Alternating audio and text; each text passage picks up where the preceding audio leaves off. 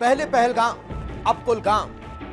कश्मीर की वादियों में एक बार फिर आतंकियों ने बेगुनाहों का खून बहाया है। उनका नाम पूछा, धर्म पूछा और उसके बाद हिंदू देख उन्हें गोलियों से भून दिया। आखिर कैसे आतंकियों ने एक बार फिर धर्म पूछकर कहर बरपाया है और छत्तीसगढ़ के 2 मजदूरों को मौत के घाट उतार दिया, इस रिपोर्ट पे देख लीजिए।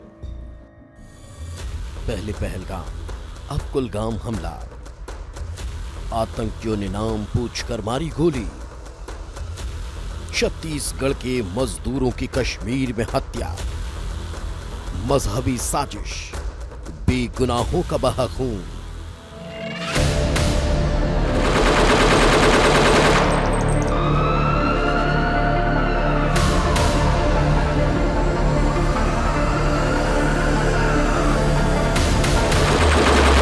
कश्मीर की खूबसूरत वादियां। 31 जुलाई की रात का वक्त था। वादियां बारिश की वजह से तरबतर थी। रात के करीब 8:30 बज रहे थे। दक्षिण कश्मीर के कुलगाम से करीब 20 किलोमीटर दूर एक ईंट भट्टे पर मजदूर काम करने में जुटे थे। फिर अचानक पूरा इलाका गोलियों की आवाज से थर्रा उठता है। हर तरफ हड़कंप मच जाता है, क्योंकि उस ईंट भट्टे पर हुआ था आतंकी हमला, जिन्होंने 2 मजदूरों को सरेआम गोलियों से भून दिया। आतंकी हमले की खबर ने पूरे कश्मीर को हिलाकर रख दिया था और इस हमले में छत्तीसगढ़ के 2 लाल को इन आतंकियों ने मौत के घाट उतार दिया। कुलगाम के इस हादसे के बाद आज फिर से वो यादें ताजा हो गई, जब पहलगाम में भी आतंकियों ने टारगेट किलिंग को अंजाम दिया था। धर्म पूछ पूछ कर लोगों को मौत के घाट उतार दिया था।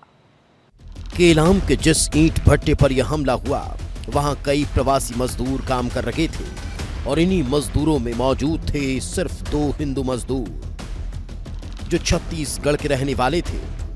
24 साल का दीपक रात्रे और 28 साल का भूपेंद्र भैना। आतंकी मजदूरों से नाम पूछते हैं, उनकी पहचान करते हैं और फिर सिर्फ दीपक और भूपेंद्र को गोली मार देते हैं, क्योंकि सिर्फ यही 2 मजदूर हिंदू थे।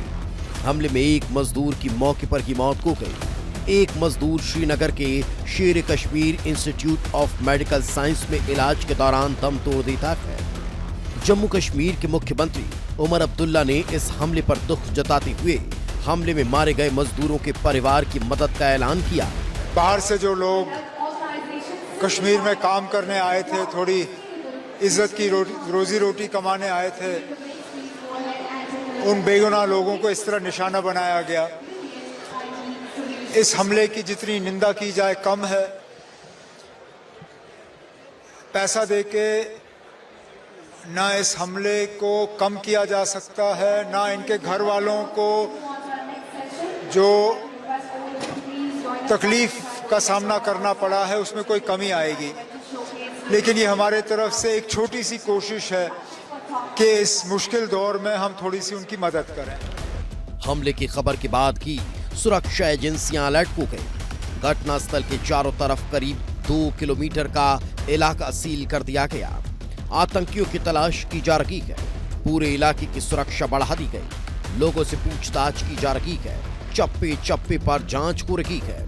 पुलिस और सेना के जवानों की गाड़ियां पूरे इलाके को छावनी में तब्दील कर चुकी हैं, ताकि कायराना हमले को अंजाम देने वाले आतंकी बचकर भाग न सके। सूत्रों के मुताबिक ये आतंकी बाइक से वहां पर पहुंचे थे और इनका संबंध लश्कर के विंग टीआरएफ से है। पुलिस को यह संदेह है कि इसमें एक पाकिस्तानी आतंकी और स्थानीय आतंकी शामिल है। और जो पुलिस का पहला शक है, शुरुआती जांच का जो फोकस है, वो मोहम्मद लतीफ नाम के युवक पर है, जो पिछले साल टीआरएफ में शामिल हुआ था।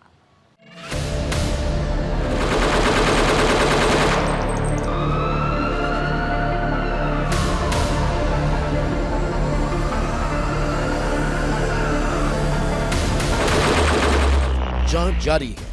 सेना के जवान और पुलिस आतंकियों की तलाश में जुटी है, क्योंकि इस हमले की गूंज कश्मीर से लेकर छत्तीसगढ़ तक गूंज रही है।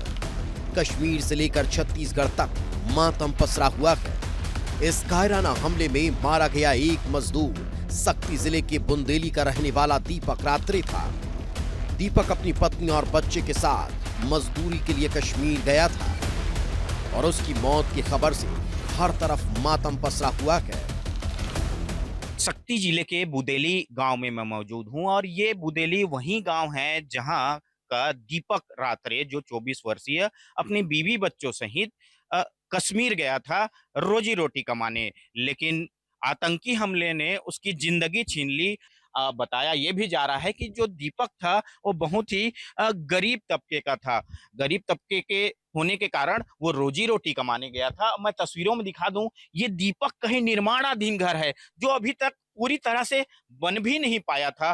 किस तरह से गरीबी में वो गुजारा कर रहा था और आतंकी की गोलियों ने उसकी जान छीन ली। यहाँ पर दीपक के परिवार के सारे लोग मौजूद हैं। दुखद समाचार है कि आतंकी हमले में उसका गोली मारकर हत्या कर दिया गया। आतंकियों को ये कहना चाहूँगा कि उनको भी कड़ी की कड़ी सजा दिया जाए। जो दीपक है उसकी जन्मभूमि ये बुदेली गांव है और सारे लोगों का कहना है कि बुदेली गांव में ही उसके पार्थिव शरीर का अंतिम संस्कार हुआ। घटना जो है निंदनीय है।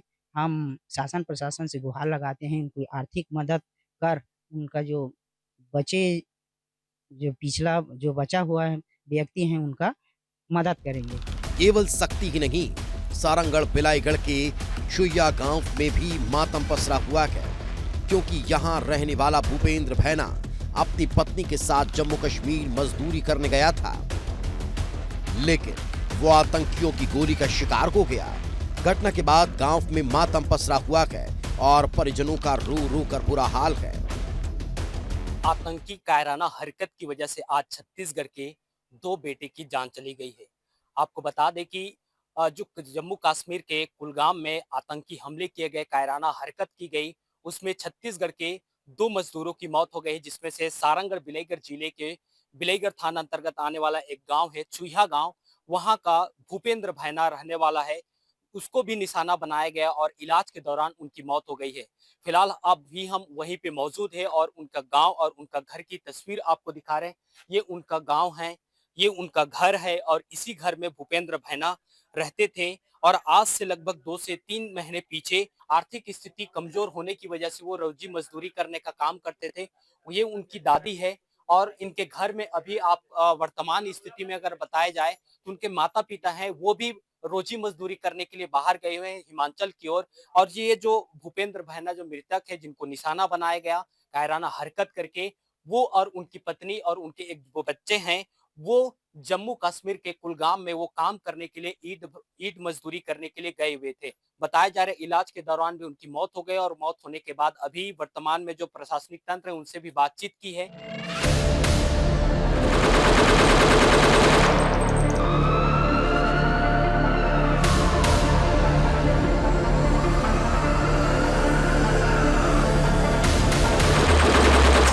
भूपेंद्र 3-4 महीने पहले पत्नी के साथ मजदूरी करने कश्मीर पहुंचा। उसका छोटा बच्चा गांव में दादी और बुआ के पास रहता है, जिसे यह अंदाजा नहीं है कि अब उसका पापा कभी लौट कर नहीं आएगा। अच्छा, वो जिसके साथ में कुछ घटना घटी है, इस चीज की जानकारी है क्या आपको? नहीं। कैसे पता चला आपको? मीडिया वाले आए तो बताए। क्या बताया? दुर्घटना हुई तो आपको भाई नहीं रहे बोलकर। प्रशासन की टीम नहीं बताई? नहीं। पुलिस लोग आए थे सर? हाँ आए थे। कितने बजे आए? और लोग रात को आए थे 2 बजे। अच्छा, वो भूपेंद्र जो है कब गया था काम करने? 3 महीने पहले। कौन है भूपेंद्र? वो मेरा भैया है। सूचना मिलने के बाद आज मैं इस गांव में आके इनके परिजनों से मिला, उनकी सिस्टर से मिला और हमने उनको प्रशासन की तरफ से हर संभव सहायता देने का आश्वासन भी दिया है और जिले की कलेक्टर मैडम भी लगातार हमसे संपर्क बनाए हुए हैं और उन्होंने भी लगातार निर्देश दिया है कि जो भी हो सकता है तुरंत करो। और वहाँ पे जो जिनकी मृत्यु हुई है उनकी पत्नी से भी मैंने बात किया और अंतिम संस्कार उन्होंने वहीं कश्मीर में ही करने की बात कही है। और इसके बाद मैंने बोला कि उनको अगर आपको वापस आने में कोई परेशानी होगी, आप यहाँ आना चाहते हैं तो हम भी आपको वापस लाने में सहयोग करेंगे। और मैंने अपना नंबर भी उनको दे दिया है कि जहाँ भी ज़रूरत पड़ती है हम खड़े हैं आपके साथ में, आप तुरंत हमसे संपर्क करना।